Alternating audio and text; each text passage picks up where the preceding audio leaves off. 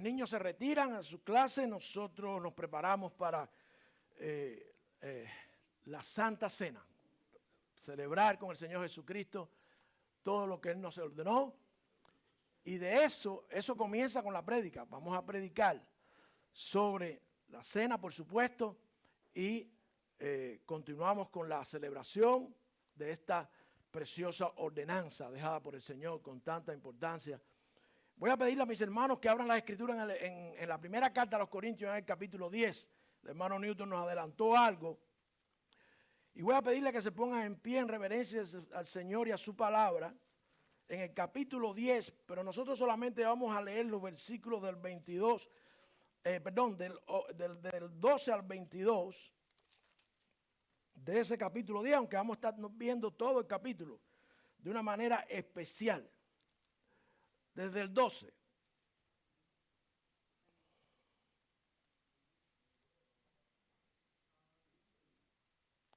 Perdón, desde el 14 hasta el 22. Primera de Corintios 10, 14 al 22, vamos a leer y después vamos a predicar sobre todo el capítulo 10 y eso nos va a preparar, esperemos que eso nos dé una preparación mejor para celebrar la cena. Dice así la palabra del Señor en el capítulo 10, versículo 14.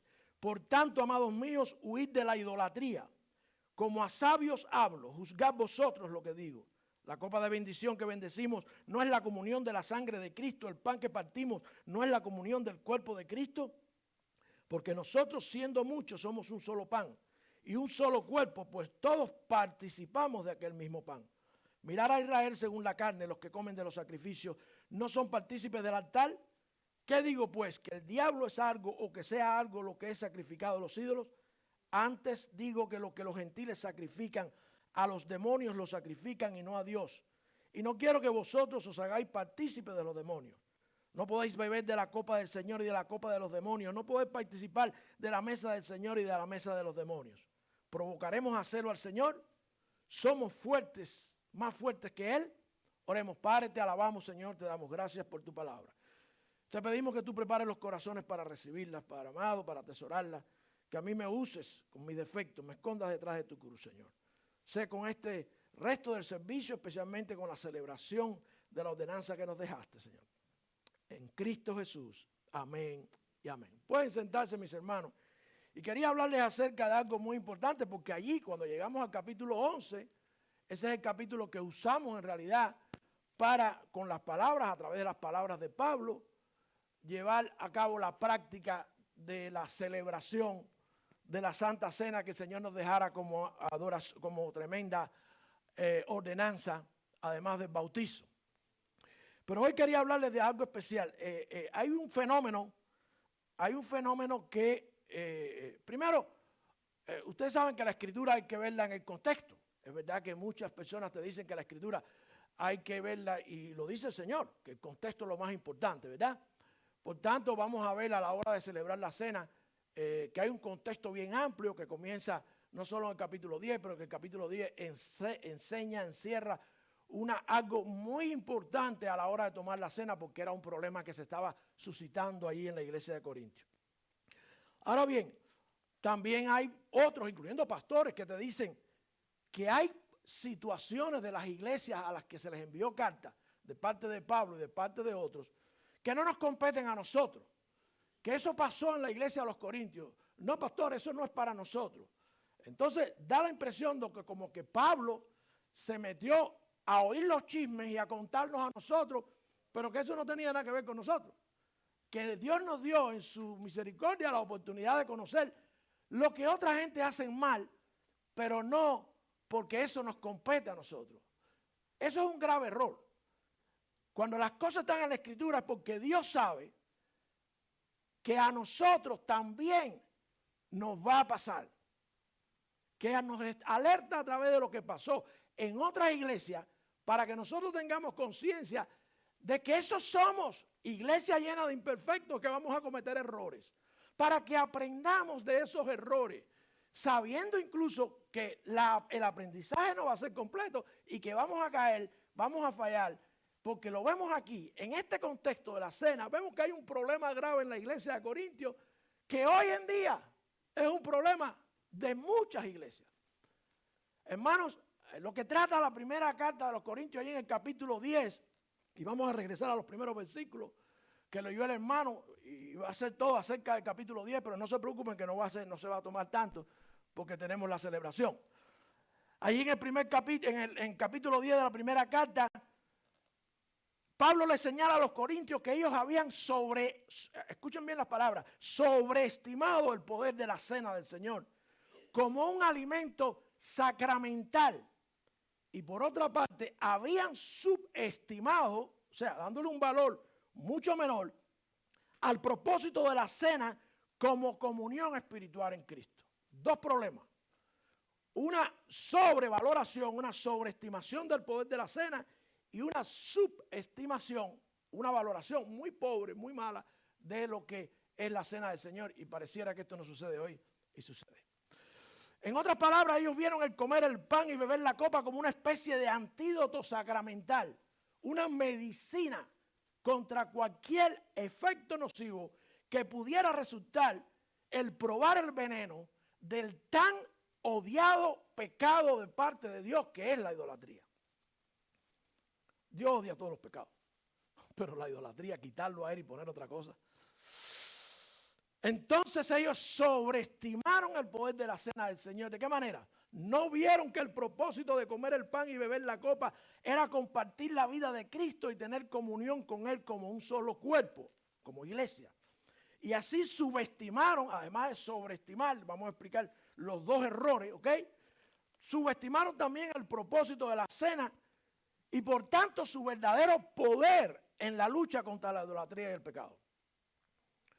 Y tanto la sobreestimación de su poder para inmunizar, porque eso es lo que pensaban ellos, y mucha gente hoy lo piensa, para inmunizar como su subestimación de su propósito de nutrir lo que es la comunión con Cristo, los hizo vulnerables al pecado, y no solo vulnerables al pecado, sino que se enredaron con demonios. Cualquier semejanza con la realidad de hoy no es pura coincidencia. Es el Señor alertándonos a nosotros también. La idolatría es el tema dominante, mis hermanos, y clave de este capítulo 10 antes de llegar al momento de la cena en el capítulo 11. Debemos notar que es la idolatría el tema que mantiene también unido este capítulo. El mensaje nuestro se resume en los versículos del 14 al 22 que leímos y que dicen, por tanto, amados míos, huid de la idolatría. Huid de la idolatría. Si queremos resumirlo, ahí se resume, huir de la idolatría. No es contemplarla, no es discutirla, no es debatirla, huir de la idolatría. Salir corriendo. De nuevo en el versículo 19 Pablo dice, ¿qué quiere decir? Pues que algo sacrificado a los ídolos es algo, o que un ídolo es algo. Luego en el versículo 28 también dice, si alguien os dijere esto es alimento sacrificado a los ídolos, no lo comáis por causa del que os informó y por causa de la conciencia. Luego nuevamente vemos al observar el comienzo del capítulo en el versículo 7, donde dice no seáis idólatras como lo fueron algunos de ellos, hablando de los israelitas por supuesto. Pero vamos primeramente, mis hermanos, al problema de sobreestimar la Santa Cena, sobreestimar el poder de la Santa Cena. El primer error que cometieron algunos de los corintios fue que sobreestimaron el poder de la cena para hacerlos inmunes a los efectos destructivos de la idolatría. ¿Cómo fue que lo subestimaron? ¿Dónde está la gravedad tremenda de este error? Lo que estamos tratando aquí, mis hermanos, es algo tremendamente serio aún en la iglesia de hoy. La cena del Señor es preciosa. Más allá de las palabras, son un regalo de Jesús a su iglesia y un recordatorio de su muerte por nosotros. Son además una ocasión en la que se acercan los creyentes para nutrir nuestra intimidad con Él y fortalecernos en su sangre derramada y su cuerpo roto. Y sin embargo, tristemente es posible sobreestimar el poder de la cena del Señor y convertirla en un estímulo para pecar. Porque cuando tome la cena otra vez, lo que hice me lo va a limpiar. Entonces por eso quiero que analicemos esto, mis hermanos. Dos errores que estaban cometiendo los corintios. El objetivo es que nosotros no los hagamos. Y la razón por la que está allí es porque podemos caer y de hecho caemos en ellos. Es para nosotros, es para la iglesia de hoy también. Que tengamos una visión bíblicamente equilibrada de lo que es la cena del Señor. A lo largo de todo el capítulo 10, esta es una gran preocupación, la idolatría. los versículos 7, 14, 19, 28. Y dice la Escritura que los sacrificios paganos a los ídolos en Corintios fueron un tema difícil para la iglesia. Comer la carne utilizada en tales sacrificios como se revendían al mercado, sí. Vas a cenar a la casa de una persona cuando podría usar esa persona la carne para sacrificar a ídolos. Todas esas son preguntas. Participar en las ceremonias de ellos propiamente dicho. La idolatría no era un tema meramente teórico en Corintios, era real, era un problema cotidiano de la vida y lo sigue siendo hoy, aunque los ídolos y los sacrificios hayan cambiado. Pero volvamos con Pablo y retomemos los versículos del 1 al 14. Lo que Pablo muestra aquí es que los corintios estaban diciendo, los versículos del 1 al 14, a manera de resumen, yo como la comida que Dios me dé a sacramentar, especial, pan y jugo de uva, bebo ese jugo de uva, he sido bautizado con Cristo en agua, estoy salvo y seguro, así que nada me puede destruir, nada me puede amenazar, ni siquiera la participación con mis viejos amigos, con mis amigos de otras iglesias que no creen lo que dice la Biblia. Nada de eso me va a dañar. La cena del Señor y el bautizo me dan seguridad. Eso es en esencia lo que estaba pasando con los corintios. Y ustedes se dan cuenta de que pasa también hoy. Pablo les dice que es un grave error. Y la forma en que Pablo lo muestra es comparando la bendición de las ordenanzas, el bautismo y la cena, con la bendición de Dios de Israel, sobre Israel, cuando ellos atravesaron las aguas del Mar Rojo y comieron maná milagroso en el desierto, vivieron agua milagrosa de las rocas del desierto. Observen ustedes cómo da su advertencia a los corintios que confían en el poder de la comida de ese momento en que toman el jugo de uva y comen el pan para mantenerse a salvo del juicio de Dios. Esa es una realidad. Las personas piensan que viniendo ese día, comiendo ese pan, todo lo demás está resuelto. Sobreestiman el valor de la cena. Hermano, hay personas que si tú le dices no la puedes tomar, se sienten que se les vino el mundo encima, porque si no participan de la cena, cosas que enseñan otra religión, su vida está en ciernes, su salvación. Sobreestimaron el valor. Ahora, cuando vamos ya al versículo, los versículos del 1 hasta el 10, la Escritura dice allí, mas no quiero, hermanos, que ignoréis que nuestros padres todos estuvieron bajo la nube y todos pasaron a través del mar y todos en Moisés fueron bautizados en la nube y en el mar. Y todos comieron el mismo alimento espiritual y todos bebieron la misma bebida espiritual, porque bebían de la roca espiritual que los seguía y la roca era Cristo. Fíjense ustedes, todo era espiritual, pero Dios no se agradó de muchos de ellos. A pesar de que hacían las cosas que eran espirituales, Dios no se agradó de muchos de ellos. Por lo cual quedaron postrados en el desierto. Pero estas cosas fueron ejemplos para nosotros, a fin de que no codiciemos cosas malas como ellos codiciaron. No seáis idólatras como algunos de ellos. Eso es a la iglesia de hoy también, ¿verdad? Esto es palabra inspirada, esto es para nosotros también, ¿verdad? Según está escrito, se sentó el pueblo a comer y a beber y se levantaron a jugar. Ni forniquemos como algunos de ellos fornicaron y cayeron en un día 23,000. Ni tentemos a Cristo como también algunos de ellos le tentaron y perecieron por las serpientes. Ni murmuréis como algunos de ellos murmuraron y fueron destruidos por el destructor. Fíjense lo que le pasa a Israel por sobreestimar el momento de la cena y tomar el jugo y comer el pan. Para limpieza de todos los pecados, para impartición de gracia, estaban equivocados. Aunque comieran comida espiritual y bebieran agua espiritual, ellos tenían que vivir de una manera, porque la cena no limpia nada, no hace nada, de la manera que ellos lo están interpretando. Podemos ver allí que el error a la forma en que millones de cristianos profesan hoy también al ver la cena del Señor como un dispensador de gracia, un antídoto, una vacuna sacramental que inmuniza contra todas las formas de idolatría humana. Si te presentas y comes y bebes, está bien. ¿Ok?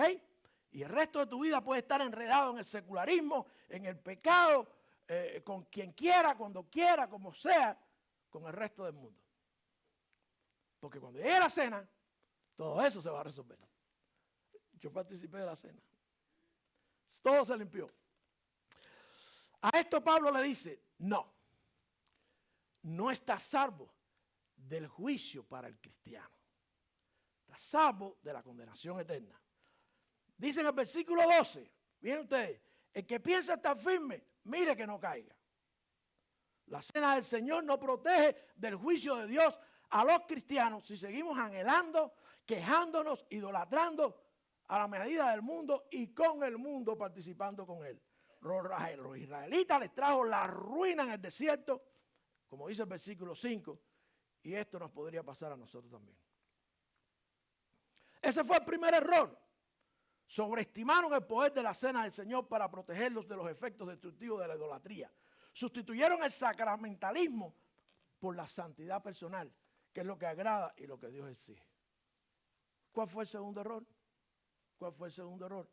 Subestimar el propósito de la cena. El otro error que cometieron fue que subestimaron el propósito de la cena del Señor como comunión espiritual con Cristo.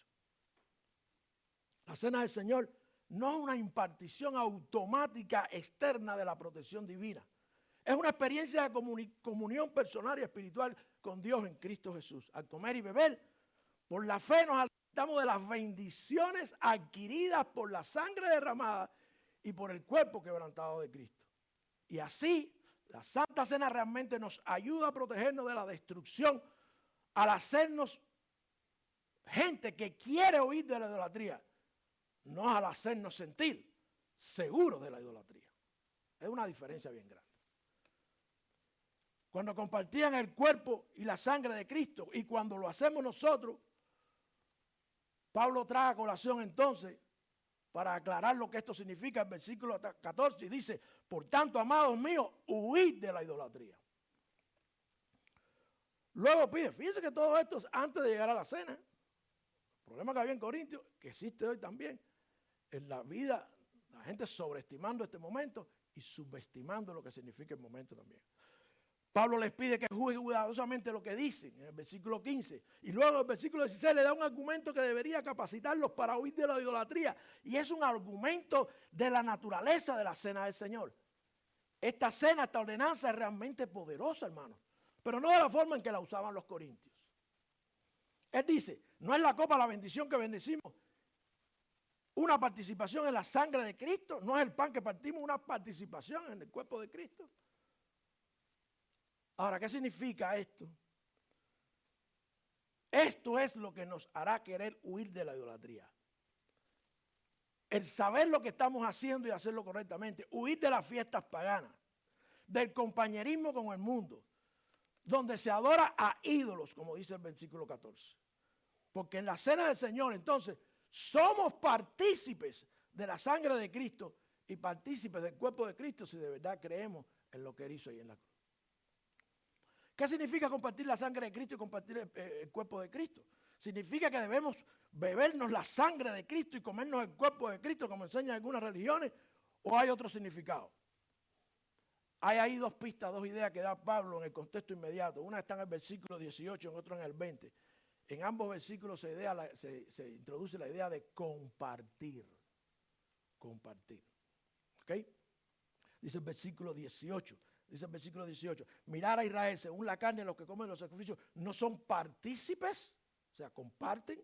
Y dice el 20, antes digo que los gentiles sacrifican, a los demonios los sacrifican y no a Dios. No quiero que vosotros os hagáis partícipes con los demonios.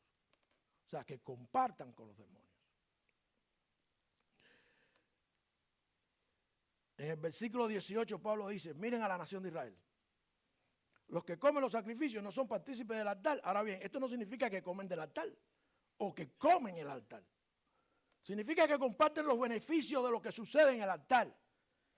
En el altar Dios quita la culpa y perdona el pecado y hace la paz y establece también para nosotros una relación, una comunión especial de acción de gracia y amor. Y entonces esto quiere decir que ser partícipes del altar es compartir todas las cosas que Dios está haciendo en su pueblo a través del altar. Lo mismo pasa cuando compartimos la sangre, compartimos el jugo. Lo compartimos. Nosotros nos separamos en unas copitas, ¿verdad? No, ellos se pasaban la copa. Y el mismo pan se lo pasaban y lo partían, ¿verdad? Si yo hago eso, yo sé que me van a matar, pero bueno. Eso es probablemente lo que Pablo quiere decir en el versículo 16 cuando dice que el pan es una participación en el cuerpo de Cristo y la copa una participación en la sangre de Cristo. Cuando Cristo fue crucificado en la cruz y derramó su sangre y dio su cuerpo por nosotros, Dios estaba quitando la culpa y perdonando el pecado y haciendo las paces y estableciendo compañerismo con todos los que creen. El propósito de la cena del Señor, mis hermanos, es recibir de Cristo el alimento espiritual, la fuerza, la esperanza, el gozo que provienen de deleitarnos de todo lo que Él compró para nosotros en la cruz, especialmente su propia comunión. Hermanos, nosotros participamos para no subestimar lo que hacemos, porque tiene gran valor. Nosotros participamos del cuerpo y de la sangre al participar de los beneficios que ellos compraron, incluyendo, como dice el versículo 17, nuestra unidad en el cuerpo de Cristo, la iglesia, la iglesia. ¿Cuáles son realmente estos beneficios cuando ya llegamos al momento de la cena? En el versículo 20 se usa esta palabra participar nuevamente. Dice el versículo 20. Antes os digo que los gentiles sacrifican a los demonios, los sacrifican y no a Dios. A los demonios los sacrifican y no a Dios. Y no quiero que vosotros os hagáis partícipes con los demonios. Esto es a los corintios. Así le pasó a Israel, vimos primeramente en la primera parte del capítulo, ¿verdad? Aquí la palabra clave otra vez, participe. ¿Qué significa? Nuevamente no significa que comemos demonios cuando comemos carne ofrecida a los demonios. Significa que nos enredamos en el poder de los demonios. Nos sometemos a ellos. Nos volvemos vulnerables. Nos gozamos en el medio del fango. Entramos en una especie de compañerismo. Los afirmamos de alguna manera y de paso le damos libertad de acción en nuestras vidas. Pero después sobreestimamos la cena, porque cuando llegue el momento de la cena y yo tomo la cena, borrón en cuenta nueva. En el versículo 16 se dice, la copa de bendición que bendecimos no es la comunión de la sangre de Cristo, el pan que partimos no es la comunión del cuerpo de Cristo. Allí en ese versículo 16, mis hermanos, esto significa que nosotros tenemos que enredarnos con Cristo, someternos a Cristo, ser vulnerables a Cristo y darle a Cristo la libertad de acción en todos los aspectos de nuestra vida. No solamente el día de la cena, sino todos los días de nuestra vida. Entrar en comunión con Él. Por eso llamamos a la Santa Cena la comunión, de ahí viene el nombre. Es una comunión con Cristo en lugar de con los demonios. Los corintios estaban subestimando ese poder real de la cena del Señor. Y hablamos de la sobreestimación, de la vacuna que significaba para ellos, pero ahora está de la subestimación, lo que significa realmente tomar la cena. Estaban obviando el verdadero propósito, a saber, profundizar y fortalecer nuestra participación en los beneficios de la cruz. Nutrir nuestra comunión con Cristo mismo.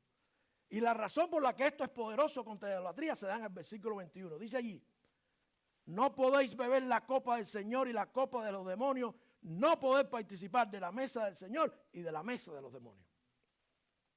No se puede.